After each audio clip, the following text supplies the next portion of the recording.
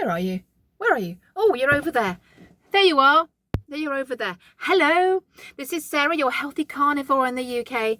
Normally I would put my phone up on the visor, but there's so much sun, and I'm not complaining.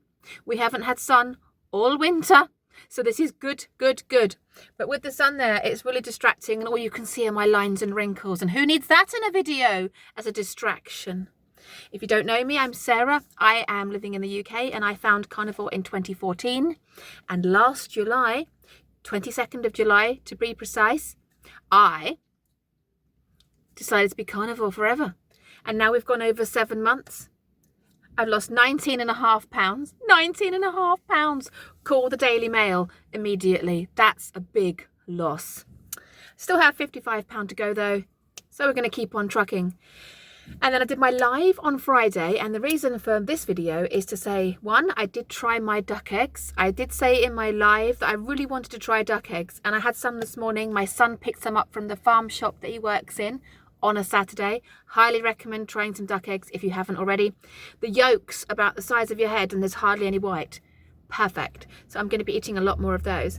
And the other reason for this video is to say that I have finally hit that point that I've been talking about in my videos that says other food looks like food for another species for me now.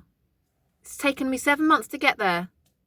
There's obviously some chemistry that goes on, but if you don't know me, I work in a nursery in a school with children that eat all kinds of garbage. They don't know it's garbage, you know, they're just following what they've been told. Eat your fruits, eat your veg, eat your bread with the seeds in, cut the fat off, don't have too much fat, don't eat any meat, you know. So they're all eating what they've been told to be eat. So they're all being really good citizens. But the food that comes out of their lunchboxes is very, very, very garbagey, and I don't see much meat, and I definitely don't see any fat coming out of their lunchboxes, which is a shame. But that's what they've been trained to do, right? They're doing the right thing for the children. But on Friday, I noticed I was having a chat with somebody about my food choices, and it was someone I'd not spoken to about it before. She said, well, that doesn't sound very healthy. And I said, well, I feel pretty healthy. She said, what about your cholesterol? I said, what about my cholesterol? And I said, it's probably, and so actually, I don't think my cholesterol is really high. And we know that we don't worry about that. But I like to get a reaction out of people, as you know. So I said, it's probably really, really high. I said, my cholesterol is probably really, really high. But, you know, I don't worry about it. I'm really glad it's high. I love saying things like that because I love to get people's face expressions. I just love it. I am my father's daughter in that way. Not in every way, but in that way. And then she said, what about your fibre? And I said, what about my fibre? I said, I'll be honest with you, I haven't eaten fibre in 10 years. Now, that's probably not 100% true. I may have eaten it when I've been off carnivore in tiny, tiny amounts, but I have certainly been actively avoiding fibre for 10 years. So that's pretty the same thing, right? It's the same thing. So I don't want to eat fibre. And so I said, I don't worry about fibre. It actually doesn't agree with me, and my guts don't like me consuming fibre. I said, I'm really happy eating the way I'm eating. And I've lost 20 pounds in there as well. So everything's good in my world, kind of thing. But I did say to her, and I meant it, all of this food that the children are eating just doesn't look like food for humans anymore. And I just thought, oh, I've been waiting for that moment. It wasn't a forced moment. I've been waiting for it, but it was going to come naturally when it was ready to come naturally, right? And I just said, this food that these children are eating doesn't look like food to me anymore. It doesn't look like something that I would want to eat even in an emergency now. Even in an apocalypse, I'd probably not really want to eat it, though I probably would end up eating it just because of the situation I'm in. But I'd start off with the meat and then go from there, and then there'll be some few bits and pieces left over, like seeded bread, that I might eat at the absolute last moment when I'm about to die of starvation, or just go on a nice long fast. That will sort the weight out, won't it? A permanent fast. So yeah, but I really, really meant it, and I've been saying this to people on the channel for a while. I've been waiting for that moment to come along where where where the food looks like something from another species. I wouldn't want to say, because some people have said it looks like pet food, and I'm thinking, well, that's really, what pet are you talking about? Because some people say that looks like dog food, and I'm thinking, should the dog even be eating that? Should the cat even be eating that? Should any pet, any animal be consuming what those children are eating, right? So I don't tend to say it as pet food because I don't think that's accurate either. I would say it's food from a completely different species, completely different planet. I'd eat it in an emergency, but it's no longer, I no longer have to keep averting my eyes and not looking. I'm naturally not wanting that food, which is amazing. So I think moving forwards in my life, no matter what happens here on in, I'm certainly between now and my death's door, going to be eating between 90 to 100% meat for the rest of my life. I can't say that I'm never, ever, ever, ever going to eat something out of the meat animal kingdom.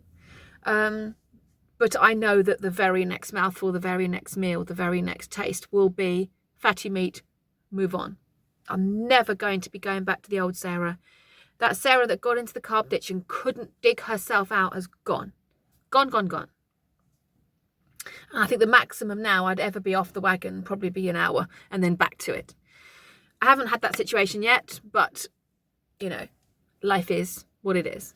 But yeah, so I thought that was really cool that I thought that. And it was really, I always love having conversations with people about the way I eat because I just love a reaction. And I know that makes me childish. But when you get to my age, you've got to find your amusement wherever you can, if you know what I mean. Where's he gone? Where have you gone? Where have you gone? There you are. There you are. Will you stop moving? It's very, very difficult to concentrate. And I've got to look in the camera and you keep moving. Found you. I'm going into Asda now, because I need to get some bits and pieces. Grandad is still in hospital. I feel like I'm using my actressing skills in this video to try and be all lively and upbeat, to try and amuse you, because I know you like to try and be amused. But, you know, to be honest, we are going through it at the moment. Grandad's still in hospital. He's been in there this will be day 9 in hospital.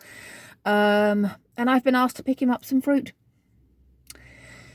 But I think at the stage he's in his life, I don't think we're going to be able to turn it around. And if he doesn't want to be turned around and his wife and his son don't want him to be brought in some fatty meats and they just want fruit bringing in, I'm just doing what I'm told, right? I've been trying to tell them about meat for years and it doesn't go in. So I love this shot though, because you've got some blue sky there. Let's have a look at the blue sky. Can you see that? Top right hand corner. We've got some blue sky today. Yeah, so that's my video today. I'm hoping to do another live again on Friday. I'm hoping to come up with more things to say. I'm not doing videos every day because I don't think I've got enough interesting things to say on an everyday basis, but I really wanted to talk to you about the the fact that it's getting to that point now where, well, it's been there a while, hasn't it? You know, it started at it normally starts around 3 to 4 months that you feel like you just want the meat. But you have to coach yourself into that. I had to coach myself. I had to constantly wake up every day, watch carnivore content and tell myself, just eat the meat, just eat the meat, just eat the meat. And I had to coach myself into that. Now I feel like it's happening more naturally. I've been doing this so long now that a new habit has formed. And I know that even if I ended up at some wedding somewhere and ate something that wasn't meat, I know that the second I got home I want to keep eating my meat because I don't want to stop. I don't want this string of healthiness. And also I know that the weight is going to continue to come down immensely slowly and I don't want to stop that or put it in reverse because that wouldn't be good. So yeah, it's 2nd of March. We are having a whole week of sun. So yeah, that's all I want to say. Hopefully I will do more video content this week. I probably should have a look on the old faithful Google and see what articles have come up recently on ultra processed foods, seed oils, that kind of thing, and see what garbage they're spouting. More garbage that's coming than is what is coming out of those children's lunch boxes, I should imagine. If you've got any sun, go and get it. If you've got any meat, go and eat it. If you've got any water, go and drink it. I am sitting in the sun this afternoon. I have to clean up the scout hut because my husband can't do that because he's going to hospital. So I'm going to go and clean the scout hut, but I will be spending at least half an hour in direct sunlight today with my glasses off and just taking it in. Okay, have a great day, whatever it is you're doing, and and I'll see you on the next one. Thank you so much for listening. Take care. Bye.